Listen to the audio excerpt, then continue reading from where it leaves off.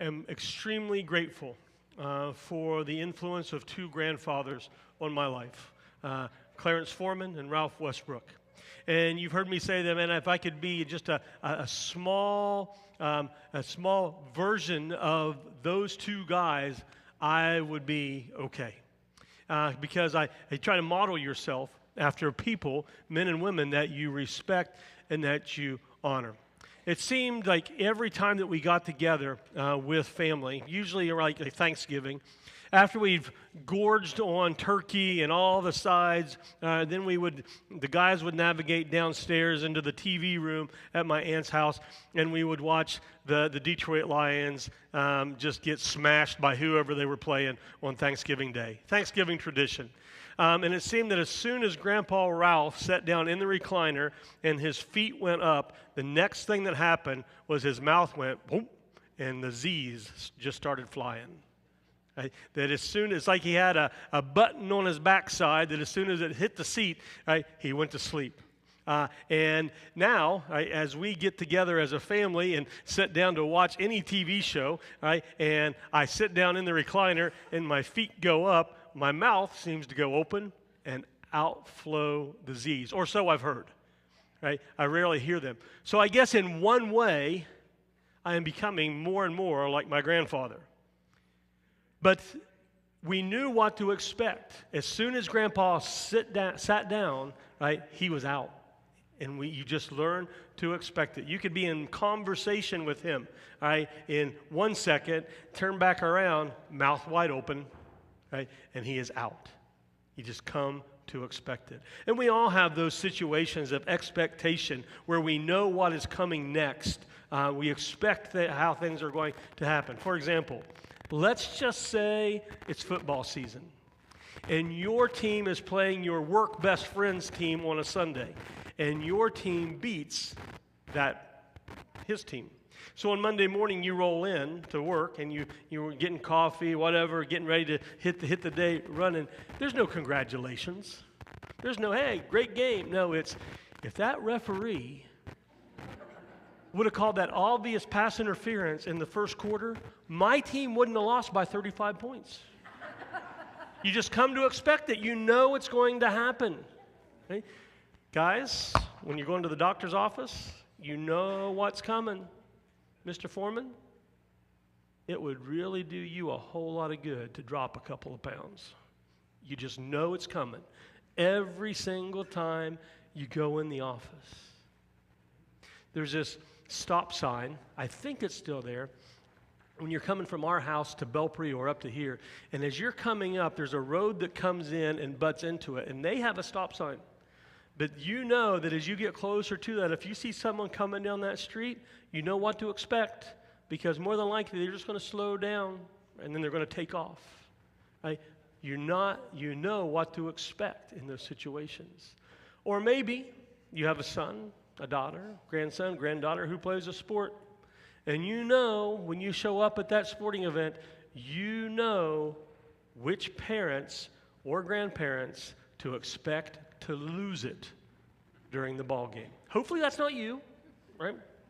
But you know what to expect when you go into certain situations, right? And so this idea of expectation of knowing what is next, right, has to ring true. I mean, I can't think about this guy in Mark chapter 8 not expecting something to happen. So in Mark chapter 8, we meet this guy. Right? And this guy, he's heard the sound and he's felt the contact many times over the course of the past several years. It just comes with the territory, or so he thinks. But the kicker this time was that his friends brought him to this town and set him in this position in front of this man, the latest person to take aim at him, literally.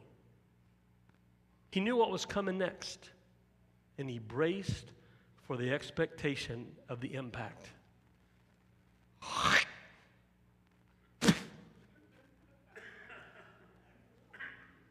But this time, what followed was a little bit different. Usually the impact of that projectile of spit, right, that hawker, that snot ball, that phlegm, that sputum, that saliva mixed with discharges from respiratory passages. I got that one from the dictionary. Right? The mucus, that loogie was followed by an equally disparaging comment or remark. Usually. Often the splatter was followed by a rough push or an elbow or a smack in the head or additional projectiles coming at him. But this time was different. This time there were no punches or kicks or additional objects, but the gentle touch from strong hands, maybe on this guy's shoulders. This time was different. There was no more taunting, but a question from the man that he supposed had spat on him. He asked him a question. Do you see anything? And the man looked up, and he did see something, and it was moving. And what was it? And he answered, I see people, but they look like trees walking. And then the spitter placed his hands directly on the man's eyes. And when he removed him, the man had to have went nuts. When he opened his eyes again, his eyesight was restored, and he saw everything clearly. Now, when the spit healer finally got the man calmed down, he sent him away, restored. Not back into the town that they had just come from, but he sent him home. And I can't imagine that the friends that were there that brought him there had any chance of keeping up with this dude as he went on his way rejoicing. Now, a little bit of embellishment there, a little bit of details added in, but that's a story we have in Mark chapter 8. It's a real story about Jesus, the Son of God, spitting into a man's eyes to heal him. Now, miracles are recorded all throughout the book of Mark. Right? Mark seems to emphasize miracles more than the other three Gospels. In fact, about a third of the writing that we have in the Gospel of Mark is about miracles. Right? In the first 10 chapters, it's even more dense. About half of the writing in the first 10 chapters focus on the miracles of Jesus. And this miracle is unique, right? Not just for the spitting aspect of it, right? But because it's not included in Matthew, Luke, or John. It's unique to the Gospel of Mark. Of the four Gospels, Mark is known for being the most like a docudrama.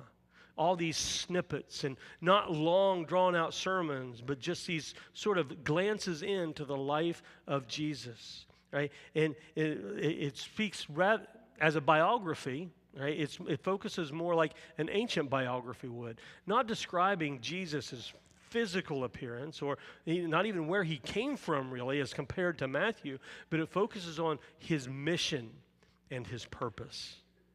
So when we come to the miracles of Jesus, I want us, and this is just the first of 7 sermons on the miracles of Jesus in our summer series called The Miracle Worker, right? And I'm only doing this one. Right? Next week, Cecily Thompson is going to speak addressing one of the various types of miracles that Jesus did. I smiled a little bit just to see when I saw her reaction to her assignment. She got the easy one, the miracles of exorcism, right, next week. Right? But then we also have healings, and when Jesus provided food, when Jesus raised from the dead, when Jesus controlled Mother Nature. And over the next 6 weeks, different brothers and sisters are going to share those miracles with you. But there are 3 sort of purposes behind all of those. And I pray that whether you hear Cecily or Jacob or Nat or whoever's speaking, right, that you sort of run that miracle through this sort of filter of 3. The purpose of miracles, one, is to help us, to point to the identity of Jesus. Right? And he is sometimes a tough person, right, to like understand because he is so much. He is fully man and fully God. And so we focus on the miracles, help us understand more about who Jesus is, his humanity, his deity, his son, his position as a son of God the Father, as a prophet, as a deliverer. Right? They point us to being able to understand the identity of Jesus. They also point us to, right, this eventual redemption that every one of us is going to experience if we are a believer in Jesus Christ. Now, these miracles are awesome, but all of these miracles are pointing us to something else, to something even bigger. And that's point number 3. These miracles, the purpose of miracles is to point us to a greater truth.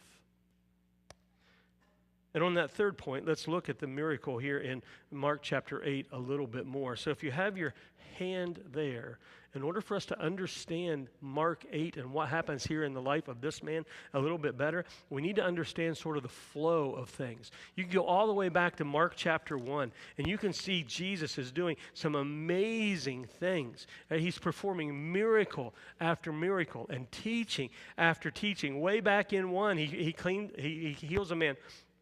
He frees him of an unclean spirit. And every day in 129, we see that he's going to the synagogue and people are bringing sick to him.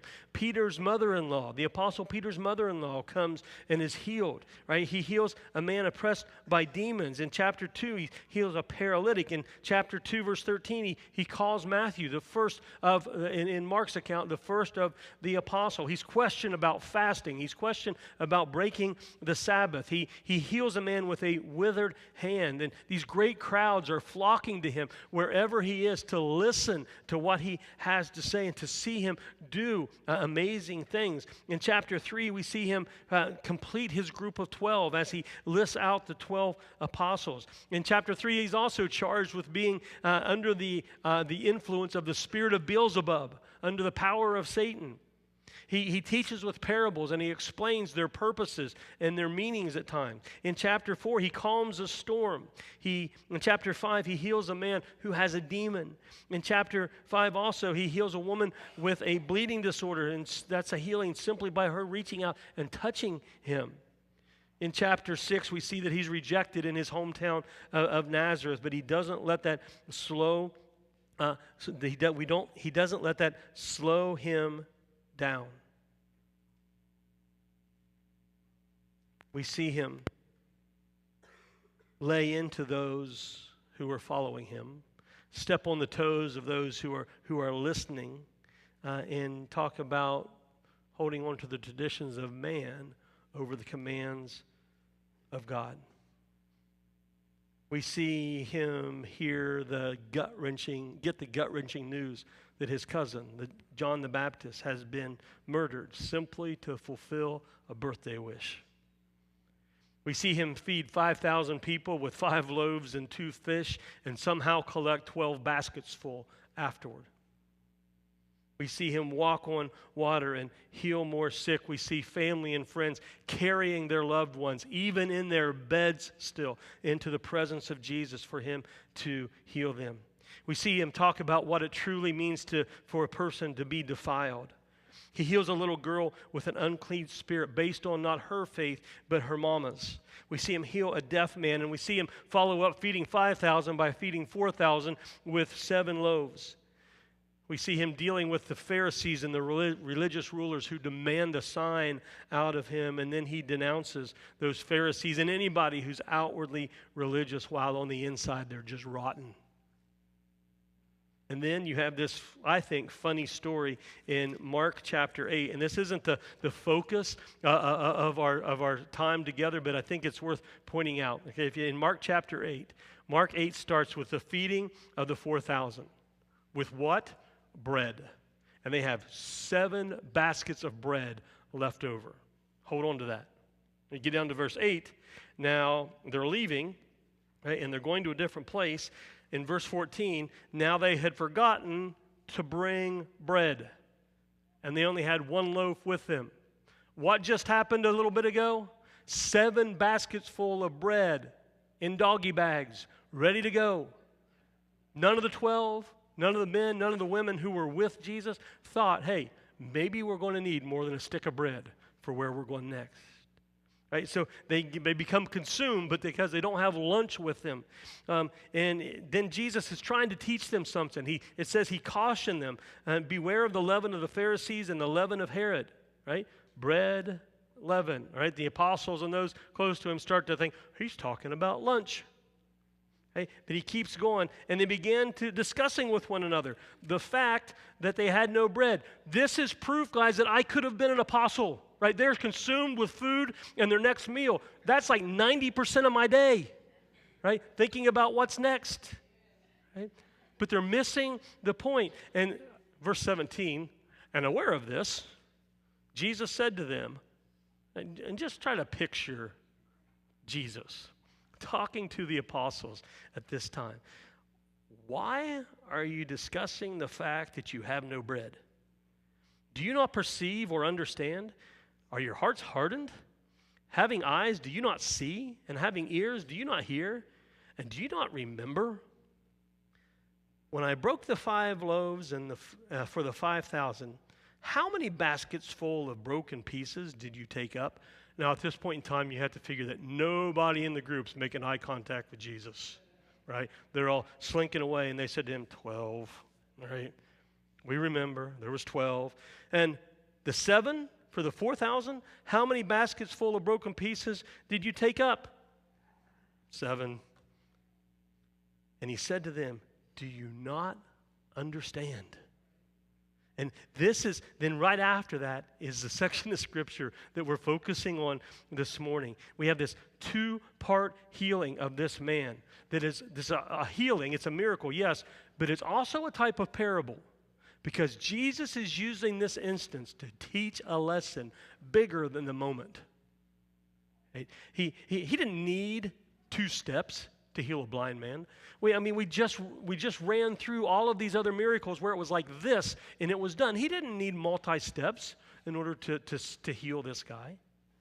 Right? He's proved that over and over and over. He took 2 steps here to address an even greater problem. If you keep reading past this, you see more great teachings. You see more fantastic healings. You see Jesus and those closest to him going up on a mountain and running into 2 of the heroes from the Old Testament, and Jesus is transfigured, and he comes down off the mountain glowing white, right? Like your white T-shirt when the fluorescent lights come on.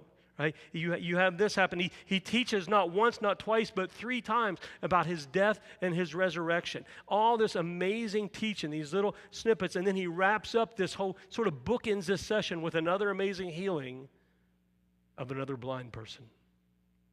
So here in this moment, right, Jesus is using this opportunity to teach, emphasizing not only his amazing power, but also emphasizing that if we are to walk as we should, we must see Jesus for who he truly is, because that defines who we truly are. You see, every miracle of Jesus is amazing. Each miracle is amazing, but they still point us to something even greater. Jesus is, you can sense the frustration of Jesus in this section of Scripture. He's challenging those who are trying to trap him and those who are even closest to him by saying that you guys are spiritually blind. Do you not understand? Don't you remember what just happened? Spiritually blind. And the only way for them to see Jesus for who he really is for them to do exactly what we saw Nebuchadnezzar do back in Daniel, to look up and to see God. Over the next 6 weeks, we are going to look at some different types of miracles, exorcisms and resurrections and healings, changing nature, mass feedings, and salvation. And in each of these weeks, we're not going to look just at the miracle, but we're going to see what they teach us about Jesus himself and about what they teach us in our relationship with him. We have a hard time wrapping our heads around miracles, and the world has a hard time wrapping its heads around miracles. But we shouldn't give each other grief, give ourselves grief, give the world grief, because these are hard things to understand. The dead walking, a possessed man 1 minute, sane the next, sick girls healed, daughters brought back to life, 2 happy meals feeding thousands, storms calmed. We shouldn't be too hard on people when they struggle with the miracles of God, the miracles of Jesus. After his resurrection, right? Jesus, in Matthew chapter 28, he appears to his apostles. They meet the risen Jesus on a mountainside in Galilee. And in chapter 28 and verse 17 of Matthew, it says, when they saw him, they worshiped him, but some doubted. They have seen the risen Jesus, and they went into worship, but some doubted. It's a remarkable admission. Here, the author of an early Christian document, a giant in the church, one of the founders of Christianity, couldn't believe the miracle of the resurrection. This passage shows us several different things. It's a warning us not to think that we as modern, scientifically minded people, right, are the only people who struggle with the idea of miracles, because our first century brothers and sisters, those who were eyewitnesses of the events, also struggled. It's also an encouragement to be patient, because remember, all the apostles ended up doing some amazing things for Jesus. It just took some of them longer to comprehend, to understand, and to accept than others. Timothy Keller is one of my favorite authors and pastors of all time. He passed away in the last year. And one of my favorite book, probably ever, other than this one, is The Reason for God by Timothy Keller. In it, he wrote this. He says, the most instructive thing about this text in Matthew is what it says about the purpose of biblical miracles. They lead not simply to cognitive belief, but to worship, to awe and wonder.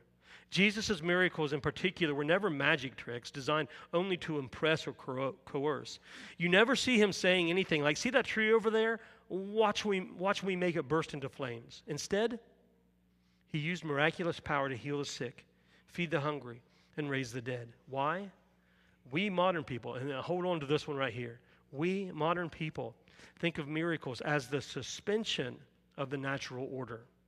But Jesus meant them to be the restoration of the natural order. The Bible tells us that God didn't originally make the world to have disease and hunger and death in it.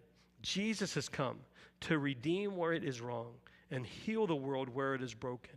His miracles are not just proofs that he has power, but also wonderful foretastes of what he is going to do with that power. Jesus' miracles are not just a challenge to our minds, but a promise to our hearts that the world we all want is coming. Jesus came not just to redeem me and you, but to redeem and restore all creation. Are we able to see that? Are we able to see Jesus as that person, that miracle worker who can make the sick feel better, who can make those who can't walk, who can make those who are blind see, who can't hear be able to listen to music or the birds chirping? Do we see Jesus as that person? Or have we allowed tradition and politics and inaccurate Bible teaching and preconceived ideas and culture blind us to the wonderfully miraculous person that Jesus the Christ is? Are we spiritually blind?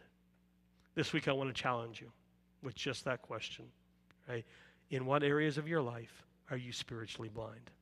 Now, it's sort of a difficult question to tackle, because if we are spiritually blind, we don't know what we're spiritually blind to. So I want to expand this question a little bit to you. This week, are you willing to ask and to listen to God and godly counsel as to your areas of spiritual blindness?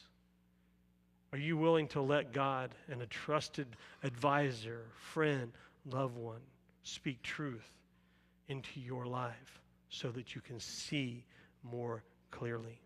Are you willing to to open yourself out to perceive the miracle worker for all that he is. Jesus is the miracle worker. He was active in creating the world and all that is in it. In the Gospels, we see him supernaturally acting in a way that only God can. He freed the demon-possessed. He brought the dead to life. He controlled nature by his words. He made whole the infirm. He fed the hungry that had flocked to him. These miraculous events make us pause with jaws dropped to our chest in absolute amazement. But what do they tell us about the person of Jesus and his mission on this planet? This summer, we want to invite you to slip into the crowds of people who chased after Jesus and witness these life-altering spectacles. We attempt to see through the eyes of the witnesses of the supernatural. We stand in amazement as we see the dead breathe and the diseased made pure, the hungry fed, Mother Nature superseded, and the demons flee. And our focus, while on the amazing, also needs to be on the person of Jesus so that we can know him more fully, love him more passionately, and pursue him more bravely. And our summer journey is going to end with perhaps the greatest miracle of all, the salvation of sinners. And it's really just a combination of all the other miracles, isn't it? Okay? It nourishes the spiritually starving. It gives sight to the spiritually blind. It replaces demons with the Spirit. It transforms darkness into light, death to life. The miracle worker performs not only the highly rare, he sacrificially makes the utterly impossible possible. All these miracles point beyond the time and space in which they occurred and point to the ultimate need and the ultimate work of our God, the atoning sacrifice of the Son. Jesus can heal the spiritually blind. He can also heal the physically blind. He can also heal the spiritually blind. This week, where are your areas of spiritual blindness? Jesus can raise the physically dead. We've seen him do that over and over and over. And he can also resuscitate the spiritually dead. Today, if you're a believer, that's exactly what he did in your life. Took you from darkness to light, death to breath. This morning, if you're not a believer, please know that the Son of God came to earth to live a life just like me and you. But he came to live a perfect life because you and I couldn't. He came to die a death that should have been ours because we're the sinful ones, not him. But he took on our sins and went to Calvary's cross for us. Was placed in a tomb that should have had our name stenciled above it. Walked out 3 days later, defeating death and all of our sin and all of evil forever, giving us the opportunity to be reconnected to our Heavenly Father, not just now, but for all eternity. Jesus is taking, as we'll see, is capable, as we'll see in these miracles over the next 6 weeks, he's capable of taking the worst of life's situations and turning them to good. Jesus is able to take our brokenness, our unwholeness, and make us whole. We're going to sing a song in just a second called More Than Able. Rest assured, church, that your God is more than able to heal whatever you're dealing with today. Physical limitations, spiritual blindness, spiritual death. He is more than able to handle that. Do not think that you are outside the reach, the grasp, the range of what God's power can do. He is more than able. We need to be able to see him for who he truly, amazingly